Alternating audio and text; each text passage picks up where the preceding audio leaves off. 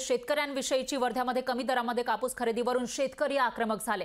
देवळी कृषी उत्पन्न बाजार समितीमध्ये कापूस खरेदी बंद केलेली आहे, तर 2 दिवसांपासून कापूस खरेदी या ठिकाणी बंद आहे। हमी भावात कापूस खरेदी न केल्यास गुन्हे दाखल होण्याच्या इशाऱ्याला व्यापाऱ्यांच्या विरोधामुळे बाजार बंद असल्याचं कारण पुढे येत आहे। हमी भावापेक्षा कमी दरामध्ये कापूस खरेदीवरून शेतकरी आक्रमक झालेले आहेत, तर आवक जास्त झाल्याचं सांगून 2 दिवस बाजार समिती बंद केलेली आहे। काही दिवसांपूर्वीच उपमुख्यमंत्री फडणवीसांनी हमी भावामध्ये जे व्यापारी कापूस खरेदी करतील त्यांच्यावर कारवाई करा असे निर्देश दिलेले होते आणि त्याला आता या व्यापाऱ्यांचा विरोध होतोय। आणि दुसरीकडे 2 दिवसांपासून कापूस खरेदी बंद असल्याने शेतकरी आक्रमक झाले।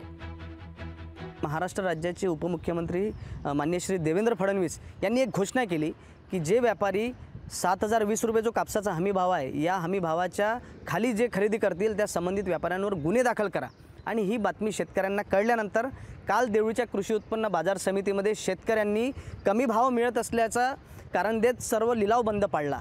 आणि यानंतर या ठिकाणी AR असो, इथले सभापती असो, या सर्वांच्या संयुक्तिक बैठकीमध्ये तोडगा निघून हा लिलाव सुरू केला। 7,020 रुपये हा हमी भावाने कापूस खरेदी करून शेतकऱ्यांना न्याय दिला गेला पाहिजे, ही मागणी आम्हा सर्व शेतकऱ्यांची आहे।